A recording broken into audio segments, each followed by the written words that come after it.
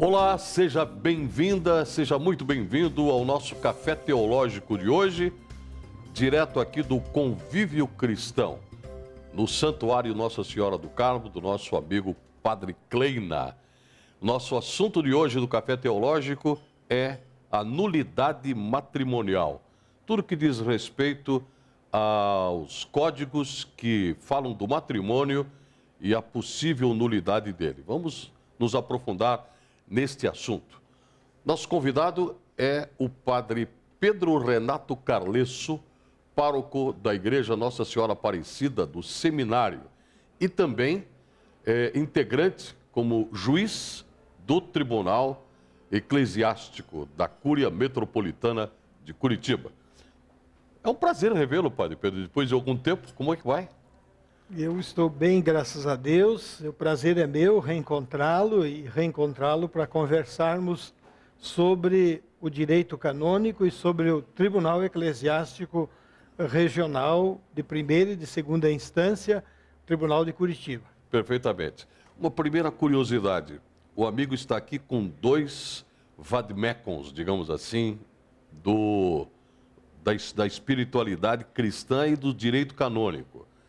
Um pouco menor e outro um mais maçudo, que é o vermelho. Explica para nós o que são esses dois documentos e o que é que eles contemplam, por favor. Então, não é que esse daqui é o menor.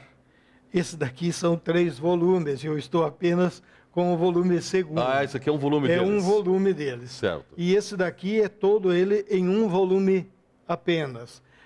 O código vermelho que vocês identificam é o código para os católicos orientais. Certo. E o código azul é o código para os católicos de rito latino. Uhum. Nós somos do rito romano, então nós nos regemos por esse código. Certo. A pessoa passa a fazer parte do Código de Direito Canônico através do rito do batismo. Ou então, se ela, de repente, após os 14 anos de idade, desejar mudar o rito que seus pais lhe conferiram. Perfeitamente. Isso quer dizer que, dependendo da igreja onde a pessoa casar, ela está submetida às leis de um desses códigos. Perfeitamente. O nosso código, o nosso tribunal, melhor dizendo, ele pode julgar as causas tanto dos católicos orientais quanto dos católicos latinos.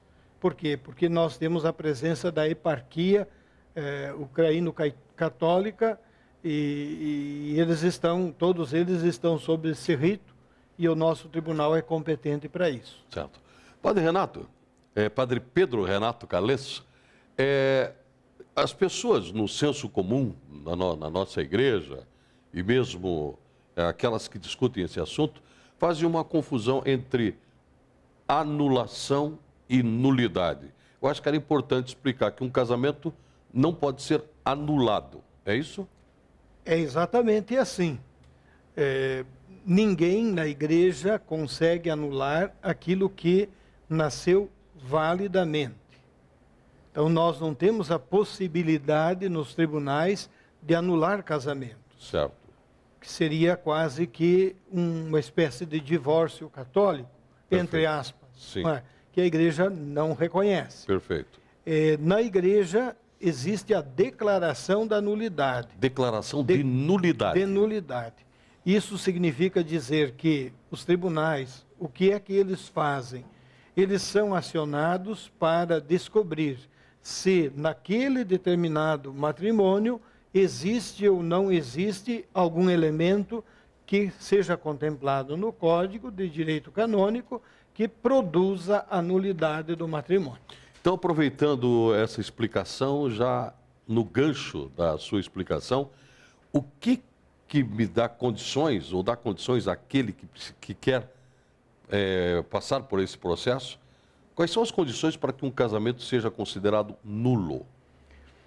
Bem, é preciso tomar como ponto de partida que todo matrimônio realizado sob a forma canônica, e o que significa isto? Significa que um matrimônio, para que ele se considere válido, nós precisamos que um homem e uma mulher livremente se dirijam a um templo, a uma igreja, na presença do sacerdote ou alguém, na Igreja Latina, alguém designado pelo bispo como ministro do matrimônio. Na Igreja Latina pode ser o diácono, o mesmo não ocorre na Igreja Oriental. Perfeito. Na Igreja Oriental precisa ser sempre o sacerdote. Sim. Então, precisa essas condições.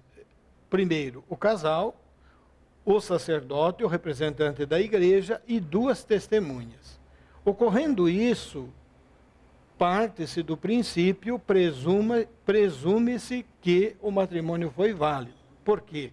Porque na igreja o matrimônio goza do favor do direito. A possibilidade da nulidade, da declaração da nulidade, cabe a quem celebrou o matrimônio na igreja, dentro dessas condições, e que ache, que entenda que o seu matrimônio pode ser declarado nulo. Então, cabe às partes acusarem a nulidade do seu matrimônio. Há também no direito a possibilidade do promotor de justiça acusar a nulidade. Porém, o promotor de justiça canônico, ele só acusa a nulidade do matrimônio quando a nulidade é evidente e as partes não se mexem e, enfim, a nulidade produz uma reação de comoção na comunidade. Por exemplo, a nulidade pode ser evidente quando houve um casamento, mas ainda não houve uma conjunção carnal. Não. Não é nesse caso? Não é neste caso. Porque aí está o caso da ratificação do casamento. Exatamente. Veja, quando ele é consumado e depois ratificado. É isso? O matrimônio é ratificado e consumado. Ratificado e consumado, é diferente. São os 2 momentos. Certo. Então, o matrimônio é considerado ratificado no momento da celebração. Quer dizer, enquanto os noivos estão na igreja, estão celebrando, rezando, nesse momento o matrimônio é ratificado. Consumado ele será depois da união carnal entre os dois, da cópula conjugal que nós chamamos. Para nós a cópula é conjugal depois da celebração do matrimônio na igreja. Certo. No caso que a gente verifica muito hoje em dia, é o modus vivendi da pós-modernidade. Dificilmente a gente vai ver um casal que chega no altar sem ter tido alguma relação sexual antes. Sim. Para efeito do direito canônico, vai ser considerada a primeira cópula depois do matrimônio? Sempre a primeira cópula depois do matrimônio. Então, quando nós não temos a cópula pós-matrimônio, nós dizemos que é um matrimônio ratificado e não consumado. Para esses matrimônios assim, existe a possibilidade de concessão da graça. Então, não é um direito.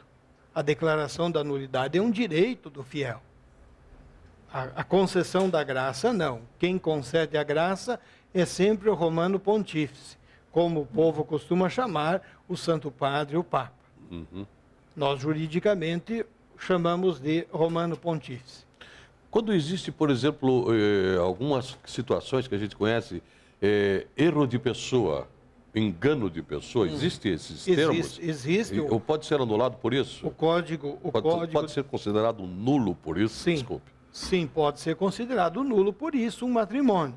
O Código de Direito Canônico, no cânon 1097, ele se reporta a isso. Não só ao erro na pessoa, né, mas também ao erro de qualidade direta e principalmente visada por uma das partes na outra parte. São dois capítulos diferentes de nulidade que são contemplados no Código de Direito Canônico. O erro na pessoa significa que, mal comparando e com perdão da expressão, alguém comprou o gato por lebre. Quer dizer, alguém, durante o namoro, passou uma imagem que não era aquela real imagem. Aí, as unhas se mostraram depois do casamento. Depois do casamento e, obviamente, a pessoa foi enganada, como o matrimônio nasce da relação contratual, quando se faz um pacto e alguém engana, o pacto não se sustenta por si. Ele pode também ser declarado nulo quando alguém busca uma qualidade na outra pessoa. Como o legislador não diz qual é a qualidade, pode-se procurar qualquer qualidade. Entretanto, a pessoa precisa manifestar que quer essa qualidade e depois, na sede do tribunal, o tribunal funciona assim: você pode dizer o que você quer no seu pedido inicial. Durante o processo, você precisa provar tudo aquilo que você disse. Por quê? Porque a igreja também encarrega o curador, o defensor do vínculo, de defender a sua parte. Então, e essa prova, desculpe, padre, é feita com documentos e com testemunhas são arroladas também? Sim. Tanto com documentos, quando existem documentos, quanto com testemunhos. As testemunhas que nos interessam são testemunhas que souberam dos fatos em tempo não suspeito, quer dizer, não depois que a pessoa moveu a ação, não é? E pessoas que são do círculo de amizades daquela pessoa que está pedindo a nulidade. Então, veja, para nós, as melhores testemunhas são o pai, a mãe, os irmãos, os colegas mais próximos. Por quê? Porque nós entendemos que, e na igreja vale isto, as pessoas têm direito à intimidade, e a intimidade se divide com os íntimos. Tá. No mundo laico existe o divórcio consensual e o divórcio litigioso. Pode existir um processo de nulidade litigiosa ou não? Pode, não há. Um quer e outro não quer. Não há empecilho. Por quê? Porque a nulidade ela é ou não é. Alguma vez encontram-se casos assim, algumas vezes, em que uma das partes não quer de forma nenhuma a nulidade. Às vezes por birra, por querer punir a outra parte. O tribunal não se impressiona com isso. O tribunal tem que buscar a verdade. Esse é o objetivo. A bem da verdade, deve-se dizer que nos tribunais, todos são servidores da verdade. Quem move a ação, a outra parte, que nós chamamos parte demandada, né, o juiz, que precisa ser um servidor do direito, né? Essa é a garantia que todos têm, né? Se nós juízes aplicarmos corretamente o direito, usaremos exatamente a mesma medida para todos. Perfeitamente. Outra coisa importante, talvez o momento sugira isso. Para a justiça, não é o melhor que ela seja exibida. A justiça precisa tempo, precisa ser amadurecida, sabe? Ela dispensa um pouco, né, o glamour da Câmara, da visibilidade. Ela precisa ser digerida, exatamente. Trabalhada. O juiz precisa isso Perfeito. mesmo para poder cumprir bem a sua função. Estou conversando aqui no nosso Café Teológico de hoje com o padre Pedro Renato Carlesso, juiz do Tribunal Eclesiástico da Cúria Metropolitana de Curitiba.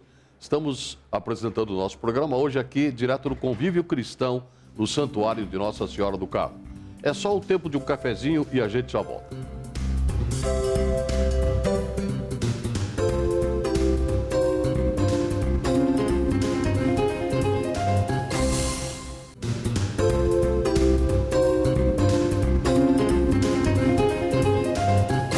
Olá, estamos de volta com o nosso Café Teológico de hoje, falando sobre nulidade matrimonial e assuntos que envolvem os direitos, deveres matrimoniais e o direito canônico, que está presente na celebração e na nulidade também do sacramento do matrimônio. Nosso convidado de hoje é o padre Pedro Renato Carlesso, da paróquia Nossa Senhora Aparecida e juiz do Tribunal Eclesiástico da Cúria Metropolitana. Padre Pedro, pela sua experiência ao longo desse tempo todo como juiz do tribunal, o que dá para concluir? Lógico, essas coisas são todas de fórum íntimo do tribunal, mas o que está faltando para os casais? Se a gente fosse assim, trazer um pequeno suco, né? Qual é a principal questão que faz com que os casais procurem o tribunal para buscar nulidade do seu matrimônio? Veja, nós temos basicamente dois motivos, poderíamos resumir em dois motivos. Um motivo de ordem interna da igreja e outro motivo que a gente pode considerar do caminho cristão de cada um. Então, o motivo de ordem interna da igreja. O que falta, talvez, seja uma catequese mais adequada a respeito da importância do sacramento do matrimônio. Então, o matrimônio ele é buscado não como ele deveria ser buscado. Ele muitas vezes é buscado apenas pelo glamour, pela cerimônia. Ele não deixa de ter esse lado social, que é importante. Mas a igreja considera o mais importante o sacramento, quando os dois noivos são batizados. Ou então o matrimônio canônico, se um deles é batizado e pertence à Igreja Católica e se casa com um outro não batizado, com as religiões que não costumam administrar o batismo com água e na forma trinitária. Certo. Então esse é um motivo. O outro motivo é a questão do fiel na igreja, que faz com que as pessoas busquem mais os tribunais. Normalmente, as pessoas começam a fazer um caminho cristão mais próximo da igreja, dentro de algum movimento, de alguma fraternidade, e o movimento, a fraternidade, acaba reclamando das pessoas uma frequência, uma assiduidade aos sacramentos. Então, quando a pessoa vê que não pode frequentar os sacramentos, ela acaba, pelo movimento, pela fraternidade, sendo encaminhada aos tribunais.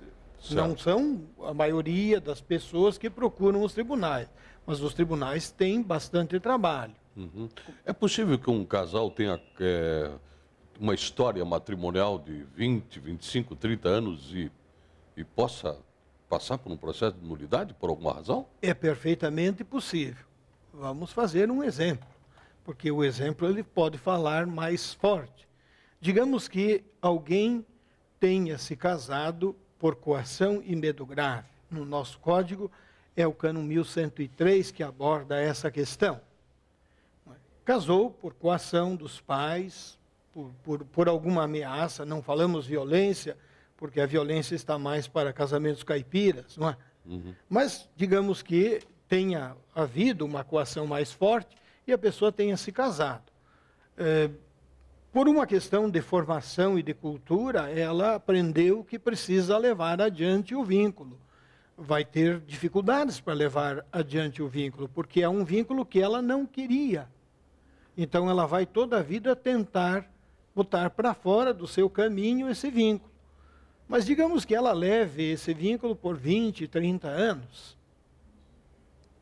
O matrimônio será sempre nulo. Esse matrimônio, os 20, 30 anos, ele é chamado putativo. Quer dizer, um matrimônio que teve a aparência de válido, mas não é válido de jeito nenhum. E se procurar o tribunal e provar que houve isto, certamente esse matrimônio será declarado nulo depois dos 20, dos 25, 30 anos. Não importa o tempo. Como uma pessoa deve proceder para ir até o tribunal e iniciar um processo dessa natureza? Muito bem, essa é uma pergunta interessante. Então, quem pode mover a ação, quem pode acionar o tribunal, são as partes. O que ela precisa fazer? Ela precisa procurar o nosso tribunal. Como nós somos poucos juízes, e para não sermos injustos, nós temos uma lista, um protocolo. Então ela vai se inscrever, no tempo aprazado, um dos juízes vai chamá-la. Por quê? Porque esse juiz será o encarregado de conduzir o processo, não é? Vai chamá-la, vai colocar todas as explicações para que ela saiba o que é que precisa fazer, como ela deve fazer.